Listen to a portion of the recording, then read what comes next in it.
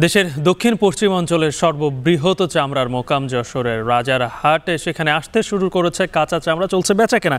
এই নিয়ে বিস্তারিত জানাতে আমাদের সঙ্গে যশোরের রাজারহাট থেকে যুক্ত হচ্ছেন সহকর্মী রিপন হোসেন। রিপন, কি অবস্থা চামড়ার বাজারের এবার, আর দাম এবছর কেমন পাচ্ছেন?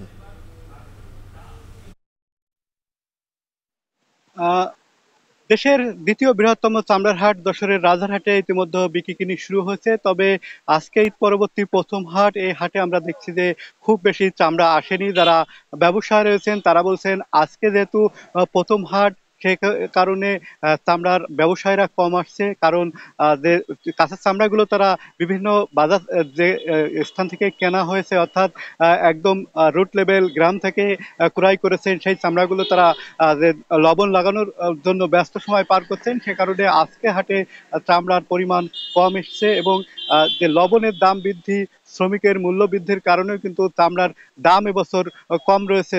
যারা এখানে চামড়া নিয়ে আসছেন হাটে, তারা যেটি বলছেন যে ছাগলের চামড়া একেবারেই বিক্রি নেই বললে চলে, 5 থেকে 10 টাকা দরে বিক্রি হচ্ছে এবং গরুর যে চামড়াগুলো রয়েছে সেই চামড়াগুলো যে সরকার বেঁধে দেওয়ার দাম রয়েছে সেই দাম থেকে অনেক কমে বিক্রি হচ্ছে।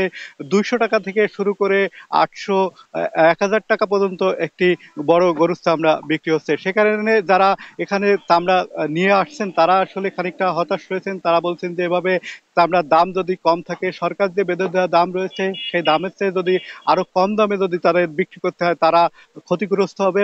এবং এর আগে আমরা দেখেছি যে ট্যানারি মালিকরা তাদের যে ব্যবসায়ীদের বকেয়া যে পরিশোধ সেটি এখনো পর্যন্ত করেনি। সে কারণে তারা চামড়া কিনা থেকে বিরত রয়েছেন। সেক্ষেত্রে এই তার প্রভাব পড়ছে কিন্তু বাজারে। আমরা দেখছি যে হাটের চামড়া ক্রয় বিক্রয় কম হচ্ছে। আজকে যে কয়েকজন চামড়া এখানে হাটে নিয়ে আসছেন তারাও কিন্তু তেমন একটা বিক্রি করতে পারছেন না। ফলে এই যে চামড়াগুলো রয়েছে সেই চামড়াগুলো আসলে কি হবে ভবিষ্যৎ, এটা নিয়ে শঙ্কা রয়েছে।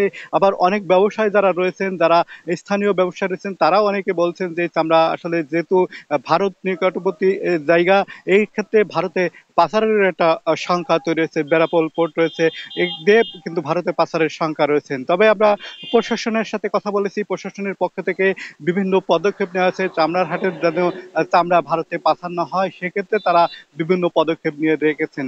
সব মিলে আসলে চামড়ার হাটে আগামী শনিবারে জমজমাট হবে এমনটি আশা করছেন যারা এখানকার ব্যবসায়ী রয়েছেন। সেই হাটে প্রায় 15 থেকে 20 কোটি টাকার চামড়া বিক্রি হবে এমনটি আশা করছেন যারা এখানকার ব্যবসায়ী রয়েছেন। এবং তখন হয়তো যশোর যে খুলনা বিভাগের যে 10 জেলা রয়েছে সেই 10 জেলা বাদেও ফরিদপুর,